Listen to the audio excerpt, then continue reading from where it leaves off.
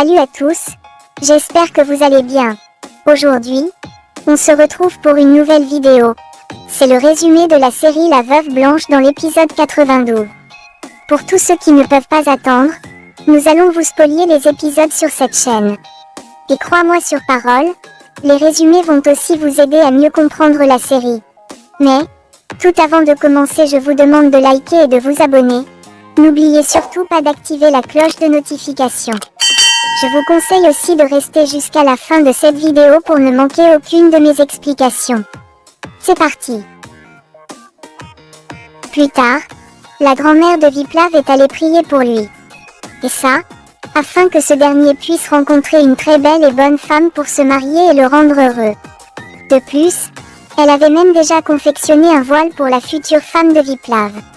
Puisqu'aujourd'hui était un jour spécial, un prêtre dit à Jouchma que tous ses vœux vont se réaliser. Pendant ce temps, Doulari installe sa fille dans sa nouvelle chambre.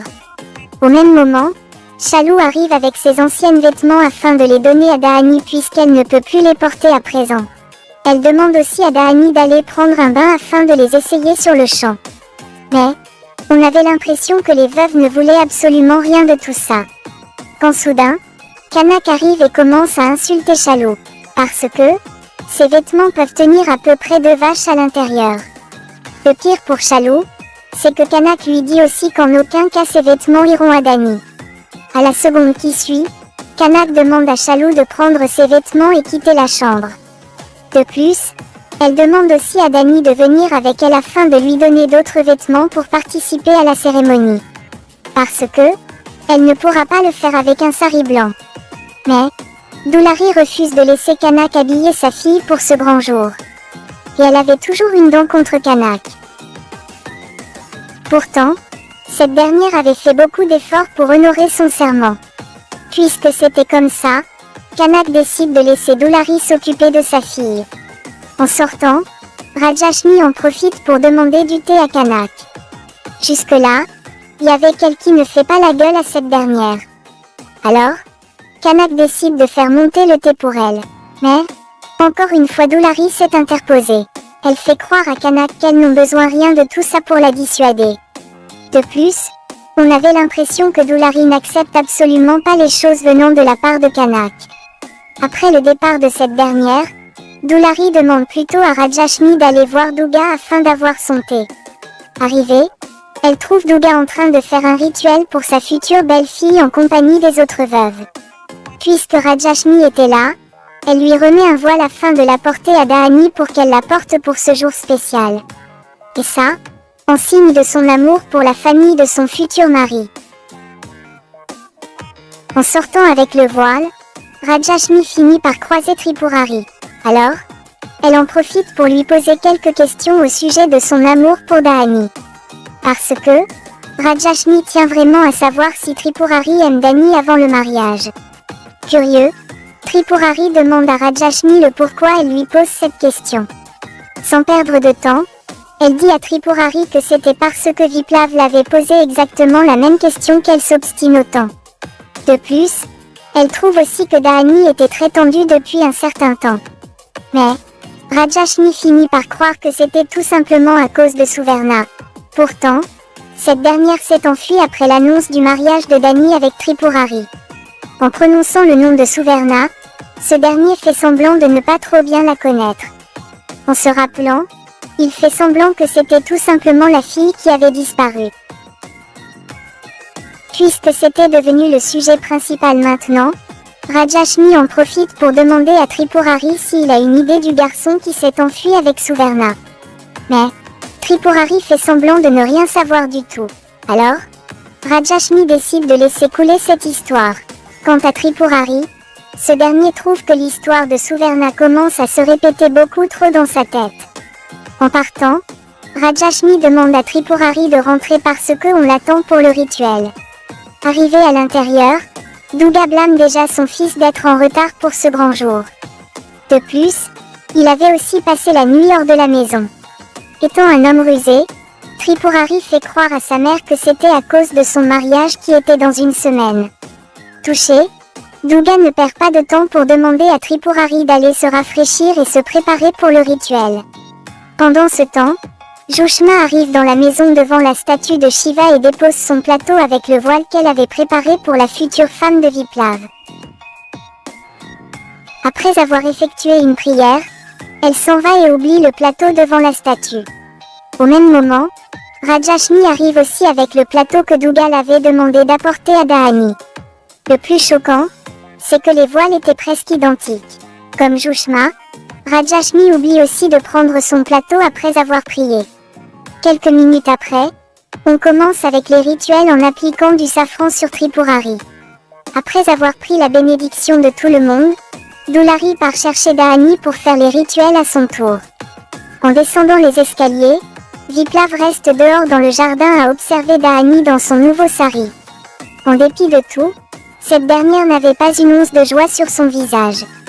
Quant à Tripurari, ce dernier était vraiment fou de joie voyant la tête que faisait Viplav. De plus, il ne pouvait rien faire du tout puisqu'il pense que Dahani avait donné son accord pour le mariage. Pendant le rituel de Dahani, Kanak en profite pour demander à Shalu d'aller chercher le voile que Douga avait préparé pour elle devant la statue. Et ça, sans attendre l'arrivée de Rajashni. Arrivée, Shalu se retrouve dans l'embarras du choix puisqu'il y avait 2 voiles. Alors, elle décide de prendre le voile le plus beau. Bien entendu, celui que Sushma avait fait pour la future femme de Viplav.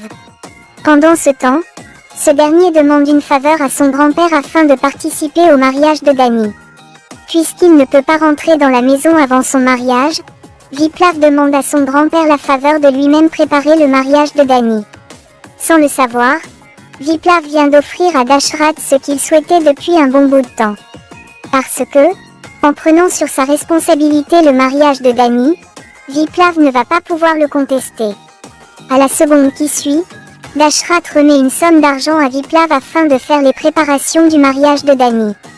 De l'autre côté, Kanak décide de couvrir la tête de Dani avec la voile que Sushma avait confectionnée. À l'arrivée de cette dernière, elle a failli piquer une crise cardiaque voyant sa voile sur la tête de Dahani. Quand soudain, Rajashni arrive aussi et dit devant tout le monde que ce n'était pas le voile que Douga l'avait donné. En colère, Kanak blâme sa fille et la demande sévèrement d'aller chercher l'autre voile. Quand soudain, Douga arrive et décide de garder la voile de Sushma sur la tête de sa future belle-fille. Parce que, elle pense que Sushma aime énormément Dahani de la même façon qu'elle sur ce coup-là. Parce que, cela ne fait aucune différence pour lui que ce soit son voile ou celui de Sushma. Après avoir adouci l'ambiance, Dahani en profite pour prendre la bénédiction de sa future belle-mère. Tout de suite après, Dahani prend aussi la bénédiction de Kanak et aussi celle de sa mère. Mais, on avait l'impression que Kanak faisait semblant tout en disant à Dahani toutes ces bonnes choses. Quant à Doulari, elle prend immédiatement sa fille dans ses bras en versant des larmes de joie. De plus, elle lui demande d'aller au temple afin de prendre la bénédiction de la déesse. Après le câlin, Doulari en profite pour rentrer au foyer avec les autres veuves en laissant sa fille sur la responsabilité de Douga et Tripurari. Mais, Kanak n'arrête pas de regarder Dahani avec un air affreux. Plus tard dans la nuit, Rajashni finit par atterrir devant la chambre de Viplav. Puisqu'elle était gigantesque et belle, elle en profite pour rentrer jeter un coup d'œil. Mais, elle ignore que c'était la chambre de Viplav. Quand soudain, la mère de ce dernier arrive. Voyant Rajashni à l'intérieur, Kanak ne perd pas de temps pour la blâmer d'avoir sali l'intimité de son fils en rentrant dans sa chambre. Sans perdre de temps, Kanak gronde Rajashni et la demande d'aller plus tôt dans sa chambre. En sortant, Rajashni en profite pour faire des grimaces à Kanak dans son dos. Ailleurs, on remarque la présence de Bichli avec Suverna dans une petite maison. De plus, Suverna n'arrête pas de se paniquer parce que Bichli l'avait emmenée très loin de chez elle. Mais, elle finit par se calmer sachant que c'était pour lui sauver la vie en l'éloignant de Tripurari. Au même moment, un des associés de Bichli arrive pour lui proposer un contrat de danse qu'elle vient de recevoir pour elle. Mais, Bichli lui demande d'annuler tous ses contrats. Choqué, son associé n'arrivait pas à savoir pourquoi. Puisqu'il voyait la présence de Suverna sur les lieux, il en profite pour questionner Beachley sur son identité. Mais, cette dernière crie sur lui et lui demande de tout de suite quitter la pièce. Arrivé dehors, l'associé de Beachley appelle tout de suite Tripurari au téléphone et l'informe de la situation. Et ça, comme s'il travaille pour lui aussi. Par un coup de chance, Beachley était sur les lieux et le remarque en train de parler de tout ça. Puisque son patron l'avait demandé de surveiller Beachley de très près, cette dernière finit par comprendre. De l'autre côté, Rajashmi arrive dans la chambre de Dahani. Mais, cette dernière était complètement perdue dans son imagination. Sans perdre de temps, Rajashmi explique à Dahani ce qui s'était passé avec Kanak. Parce que, elle trouve que cette dernière change de peau exactement comme un caméléon. De plus, elle fait tout le temps semblant d'être une bonne sœur devant le grand prêtre. En dépit de tout, Rajashmi décide de laisser passer tout ça. En un rien de temps, Rajashmi avait déjà retrouvé son calme et sa joie. Mais, Dahani était toujours inquiète pour Suverna. Puisque c'était devenu le sujet, Rajashmi en profite pour faire part de son avis sur Suverna à Dahani. Sur un coup d'émotion, elle a failli dire aussi à cette dernière qu'elle pense que Suverna s'est enfuie avec son futur mari Tripurari. Mais, Rajashmi a tout de suite reformulé ses propos pour ne pas blesser Dahani une seconde fois. Alors, elle était obligée de raconter des salades à Dani pour la faire croire que Suverna est allée en pèlerinage. Le lendemain matin, on remarque la présence de Viplav en train de faire la préparation du mariage de Dani. Pour cela, il commence déjà avec la déco. De plus, Viplav avait mis tout son cœur dedans. Sur un coup d'émotion, Viplav aussi a failli désobéir les ordres de son grand-père en entrant dans la maison pour aller faire lui-même la déco. Mais, Tripurari était là à temps pour l'en empêcher, à la grande déception de Viplav. De plus, Tripurari en profite aussi pour proposer son aide à ce dernier afin de faire la déco à l'intérieur de la maison. Jusque-là, l'unique problème de Viplav c'était le fait de ne pas pouvoir entrer dans sa propre maison pour faire une simple décoration. Il a beau être frustré, mais Viplav décide malgré tout d'obéir son grand-père. De plus, il avait promis de rester hors de la maison avant le mariage.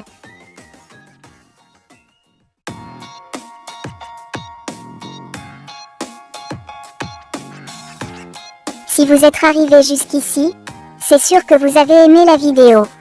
Par la grâce du ciel, je veux que chacun d'entre vous partage au minimum 10 fois sur Facebook et WhatsApp. C'est la meilleure façon pour vous de me soutenir. Merci déjà pour votre soutien puisque vous allez partager. C'est la fin du résumé de la Veuve Blanche dans l'épisode 92. N'oubliez surtout pas aussi de liker et de vous abonner. À la prochaine pour une nouvelle vidéo. Je vous aime beaucoup. Et merci d'avoir resté jusqu'à la fin de cette vidéo.